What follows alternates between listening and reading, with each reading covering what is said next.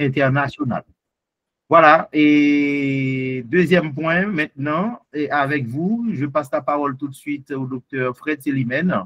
Le deuxième point, c'est le modèle académique de l'IUS et les EDT, les emplois du temps.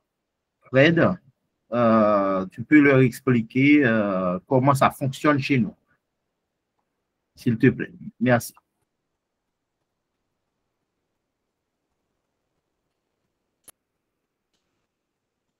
Merci, Monsieur le Président, et bonjour à tous de nouveau. Je vais rapidement vous dire 2-3 mots sur le modèle de l'IUS que vous connaissez. J'ai vu certains qui sont déjà dans la maison et qui connaissent la maison. Que l'IUS est un établissement d'enseignement supérieur fondé sur le modèle, le président l'a suffisamment répété, fondé sur le modèle européen LMD. Ensuite, c'est un établissement laïque. Hein, comme je vous l'ai dit, l'IUS ne se mêle pas de religion. C'est une affaire privée. Les croyances, les religions, c'est des affaires privées. Hein? Donc, l'IUS ne se mêle pas de ça. Troisièmement, l'IUS, et vous l'avez remarqué à travers tout ce que le président vous a indiqué, que vous pouvez trouver sur la plateforme ou dans le livret, eh bien, l'IUS est fondé sur la transparence, c'est-à-dire la lisibilité. Tout est à votre disposition. Tout est à votre disposition. Un étudiant sérieux, hein, sait depuis longtemps quelles sont les matières qu'il va avoir à partir du mois d'octobre. Et les étudiants les plus sérieux, vous savez ce qu'ils font? Puisque l'IUS est très lisible, eh bien, ils vont sur Internet, l'intelligence artificielle, ils prennent cours après cours et ils commencent à apprendre pendant tous les mois de juillet, août, septembre, ils commencent à regarder de quoi tel cours cause. Tel cours, il s'agit de quoi? Eh bien, c'est parce qu'on est lisible que l'étudiant peut faire ça. Et autre élément important, parce que vous avez le slogan de l'IUS, c'est lisibilité, encadrement, accompagnement. Nous sommes prêts à encadrer les étudiants. C'est pourquoi on vous donnera votre directeur de mémoire, d'ailleurs. Hein? On est prêt à vous encadrer et on vous donne votre directeur de mémoire pour vous accompagner. Hein? Vous n'êtes pas en première année de licence pour qu'on vous tienne par la main, pour qu'on vous dise comment faire ceci, comment faire cela. Quand on dit lisibilité, encadrement, accompagnement pour des étudiants de master, on fait allusion particulièrement aux master 2 qui ont un mémoire à faire et à qui on doit donner un encadrement. Et vous le savez parfaitement aussi que cet encadrement et cet accompagnement, et je dirais même la soutenance de votre mémoire, vous coûte 0. Tout est compris dans les frais de scolarité. Surtout, il est interdit de donner de l'argent à un directeur de mémoire. C'est interdit. Vous risquez d'être exclu de l'IUS si on apprend que vous donnez de l'argent à un directeur de mémoire. C'est totalement interdit. Les seuls frais que nos étudiants ont, c'est les frais de scolarité, mais ils ne payent pas pour le directeur, ils ne payent pas pour l'encadrement, ils ne payent pas pour la soutenance, ils ne payent pas s'ils demandent de relevé de notes, ils ne payent pas s'ils demandent une attestation, ils ne payent pas s'ils veulent une carte d'étudiant, ils n'ont pas à payer. D'accord? Donc, la notion d'argent n'existe pas dans nos relations. Vous n'avez qu'à payer vos frais de scolarité dès que vous rentrez et on ne parle plus d'argent jusqu'à la fin de votre année. On ne parle pas d'argent à l'IUS. Seulement, vous payez vos frais de scolarité. Quatrième caractéristique de l'établissement, c'est qu'on vous l'a dit rapidement, il y a 4 facultés et une école doctorale pluridisciplinaire. Donc, ça fait 5 composantes, donc 4 facultés. C'est un établissement, vous le savez, qui fonctionne au rythme annuel, au rythme semestriel. Hein, semestriel. Le premier semestre va d'octobre, c'est pour ça que nous allons commencer bientôt, la semaine prochaine, nous allons commencer les cours. Le premier semestre va d'octobre à début janvier et le deuxième semestre commence de fin janvier à fin mai. Et vous avez vos examens du deuxième semestre en juin, hein, et vous avez vos examens du premier semestre en janvier. D'accord? Et donc, le modèle est basé sur deux types de contrôles, des CC, des contrôles continus, et des examens terminaux. Examen terminal écrit ou examen terminal oral. Pour l'examen terminal écrit, examen terminal oral, vous avez droit à une deuxième session de rattrapage. Pour les CC, tant pis pour ceux qui ont raté leur CC, 0 et ils disparaissent. 0. Et pourquoi on ne négocie pas les CC? C'est tout simplement parce que nous avons fait exprès. Nous exigeons que les enseignants donnent 2 CC. Comme ça, si l'étudiant a raté un CC, il peut se rattraper dans le deuxième. Mais un étudiant qui n'a aucune note dans une matière de CC, ça veut dire que l'étudiant a raté 2 CC. 2 CC. Donc, ce n'est pas un étudiant à prendre au sérieux. Bon, 6e point est important. Vous l'avez compris, l'établissement fonctionne en présentiel et en distanciel. Et ceux qui sont en présentiel ou en distanciel, eh bien, ils peuvent bénéficier des enregistrements qu'ils peuvent écouter autant de fois qu'ils veulent. D'accord? Et 7e élément important à avoir en tête, c'est que vous avez une équipe pédagogique de haut niveau. En master, ceux qui enseignent sont des docteurs. En master, ceux qui enseignent sont des docteurs. Il y a des docteurs plus chevronnés que d'autres, mais on ne peut pas être moins que docteur en master. Ce n'est pas possible. D'accord? Bon, vous pouvez avoir un autre docteur pour un truc de langage, un truc de professionnel, mais ça, c'est assez rare. Mais ça peut arriver que vous ayez un professionnel reconnu dans son métier qui vous fasse une pratique en master. Mais ce sont des docteurs qui vous enseignent en master. Alors, ce qu'il faut retenir aussi, qui est important, c'est que ce qui est un 8e point à noter, c'est un établissement qui facilite la mobilité des étudiants, surtout dans la situation d'Haïti. C'est-à-dire, nous avons des étudiants qui ont commencé à suivre les cours dans l'Ouest, et avec le plan Biden, ils sont partis au Canada, aux États-Unis, ils ont disparu. Mais ils n'ont pas disparu à l'US. Ils ont disparu dans le pays. Ils ont quitté le pays, mais ils sont restés connectés. C'est pourquoi nous avons des étudiants partout qui soutiennent leur mémoire en distanciel de Montréal ou de Paris ou d'ailleurs.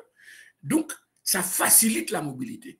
Si un étudiant qui a commencé son année à Port-au-Prince et que dans sa zone, ça commence à tirer des coups de feu et à devenir dangereux, mais il déménage dans le nord ou dans le sud ou dans l'ouest ou dans n'importe quelle zone du monde, il ne perd pas son année. Il ne perd pas son année. Il suffit qu'il se mette sur son ordinateur avec une connexion Internet et il n'a pas perdu son année parce que des bandits sont rentrés dans sa zone. Très important. C'est un établissement qui ne vous bloque pas parce que vous déménagez. Et si demain, vous êtes allé vivre dans le nord et que votre région de Port-au-Prince redevient calme, eh bien vous retournez chez vous et c'est toujours pareil, vous suivez vos cours comme si rien ne s'était produit. Voilà, donc ça facilite la mobilité. Et 9e et dernier point que je voulais voir avec vous, c'est que les étudiants sont avertis le vendredi ou le samedi qu'ils auront cours à telle heure, telle date, la semaine d'après. Le vendredi, au plus tard le samedi, les étudiants reçoivent leur emploi du temps, leur EDT. Ils reçoivent leur emploi du temps et c'est à eux. Et un étudiant qui se permet un lundi de demander « Nous avons cours aujourd'hui. Quel jour nous avons cours ?» Celui-là, je lui fous une volée de bois vert qu'il ne va plus poser la question. Ça veut dire que c'est un étudiant qui ne va même pas ouvrir sa boîte mail. Paresseux à un point tel qu'il ne va pas ouvrir sa boîte mail pour savoir quel serait son emploi du temps la semaine d'après. Ça, ce n'est pas un étudiant sérieux et je veux qu'il nous quitte. Je veux qu'il quitte l'IUS. Je ne veux pas ce genre d'individu. Ce genre d'individu doit disparaître de l'IUS. Ça s'appelle un paresseux irresponsable qui se permet de demander dans les groupes, nous avons cours aujourd'hui, nous avons cours demain. Quel jour que nous avons cours? C'est un farceur, celui-là. Puisqu'il suffit qu'il aille dans sa boîte mail et il connaît par cœur son emploi du temps. Et pour les masters, les cours se déroulent du lundi au vendredi de 14h à 20h. Du lundi au vendredi de 14h à 20h. Et le samedi et le dimanche de 8h à 20h. Ça ne veut pas dire que vous aurez cours tous les jours de 14h à 20h. Et tous les samedis et dimanches, vous aurez cours de 8h à 20h. Je vous dis que c'est votre plage dans lesquelles l'IUS vous met des cours. Ces deux plages-là, du lundi au vendredi de 14h à 20h et le samedi et le dimanche de 8h à 20h. Et donc, les étudiants qui veulent vraiment faire leurs études ne doivent pas douter de leur propre capacité, de leur propre responsabilité. Ils doivent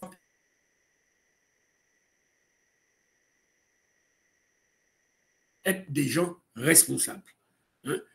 Alors, vous avez reçu dans votre groupe WhatsApp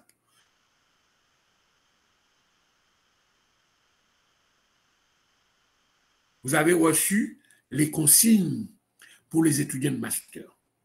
Je préfère croire que les étudiants dans votre groupe WhatsApp, vous avez tous reçu les consignes, que c'est quelques pages. Les consignes, ce n'est pas un ouvrage de 200 pages, ce n'est pas un ouvrage de 600 pages. Ce sont des consignes qui tiennent en 3 pages bien aérées, 3 pages. Donc, ne me dites pas que vous n'avez pas lu 3 pages, alors que vous avez reçu ça depuis 2 ou 3 jours. Et que si vous êtes des responsables, vous avez lu ces consignes-là. Donc, les consignes que vous avez, je pense que vous les avez lues. Et donc, je préfère, au lieu de répéter ce que vous avez lu, parce qu'à l'IUS et au niveau master, on préfère croire que vous savez lire. Donc, comme vous avez lu ce que l'on vous a mis, je vous demande maintenant, au lieu de répéter ce que vous avez lu, puisque vous savez lire, de poser les questions à partir de ce qui est écrit dans le respect des consignes que vous avez reçues depuis 2 ou 3 jours. Donc, voilà, Monsieur le Président, je préfère répondre à des questions précises, puisque tout ce que je pouvais dire, je pourrais dire ici, ils l'ont déjà lu. Je parle du principe qu'ils l'ont lu. Parce que je parle du principe que ce sont des gens sérieux, responsables, et qui prennent leurs études au sérieux. Donc, je parle du principe qu'ils l'ont lu, et donc j'attends les questions et ce sont des questions précises et pertinentes. Pourquoi? Parce que ce que j'aurais dit et qui sera mal interprété est mieux dit en l'écrivant. Donc, c'est écrit, et donc vous posez les questions par rapport aux écrits que vous avez reçus. Merci, Monsieur le Président. Merci. Alors, j'espère que vous avez bien compris que tout est donné aux étudiants. On ne cache rien. Et ce que le responsable académique dit, un secrétaire pédagogique ne peut pas dire le contraire. Le président ne pourra pas dire le contraire puisque c'est écrit, c'est arrêté. Ailleurs, des fois, l'étudiant n'a même pas connaissance du cursus, de son cursus. Ils ne savent pas vraiment. Et pire encore, des fois, ils mettent tel cours au cours de l'année. Ben, on n'a pas d'enseignant. Ah, l'enseignant ne va pas venir. Ah ouais, etc. Ah ouais, on a du mal. Et les étudiants acceptent. Tandis qu'à l'IUS, ce qu'on annonce bien en amont, on l'exécute. D'accord? Donc, il faut bien comprendre la différence et c'est à vous de travailler. Je reviens. C'est encore le conseil que je vous donne. Si vous travaillez bien, vous allez réussir. C'est pareil en Europe. Un étudiant, moi j'ai fait mes études, eh bien, pareil, j'ai travaillé, j'ai pu réussir. Mais il y a des gens qui font passer 2 ans, 3 ans, 4 ans à des étudiants en master. Il y en a même qui sont là, qui ont commencé un programme et qui n'ont jamais pu terminer le programme. Donc, chez nous, on ne veut pas d'éternels étudiants. On n'en veut pas. On veut que nos étudiants travaillent et qu'ils réussissent. Pour cela, on les encadre, on les accompagne et on leur donne toutes les informations utiles. La lisibilité.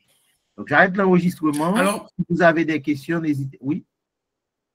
Alors, c'est ce qu'est notre bénéfice de faire exprès, de faire échouer les étudiants, afin que nous ayons une rente et qu'ils payent chaque année, chaque année, chaque année.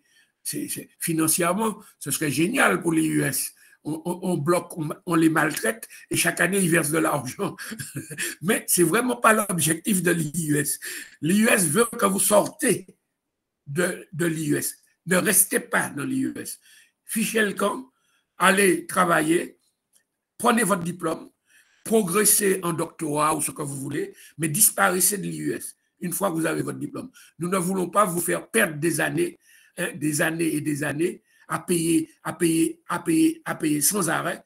Nous vous payez vos frais et vous dégagez avec du travail, du sérieux, de la régularité, votre soutenance de mémoire, et vous vous positionnez sur le marché du travail comme des gens sérieux, ou vous continuez dans une autre université, puisque vous êtes titulaire du master, vous allez où vous voulez, ou vous vous inscrivez en doctorat, si vous le voulez, mais en tout cas, notre objectif, ce n'est pas de créer une situation de rente, de rentier pour l'IUS. Nous ne voulons pas de votre rente, de votre argent, nous voulons juste que vous payez vos frais et que vous dégagez parce que vous avez travaillé et que vous avez réussi à vos examens.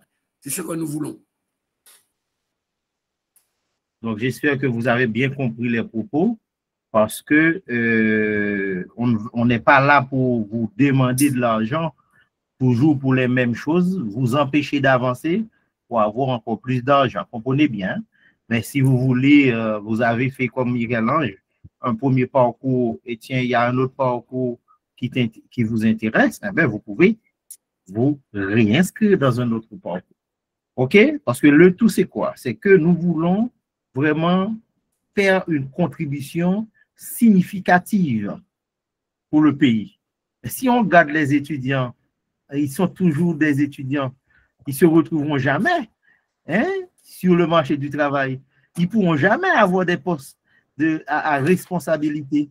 Ils ne pourront jamais participer dans la transformation que le peuple haïtien appelle de ses voeux. Voilà pourquoi on vous dit bosser, monter en compétences et tout de suite aller travailler pour aider à transformer la société, à transformer le monde. Voilà, j'arrête l'enregistrement. Ceux qui ont des questions, merci de lever la main. Hein? Vous savez quoi faire déjà. Et on va pouvoir passer un petit moment. J'espère que vous avez des questions. Hein? Alors, des questions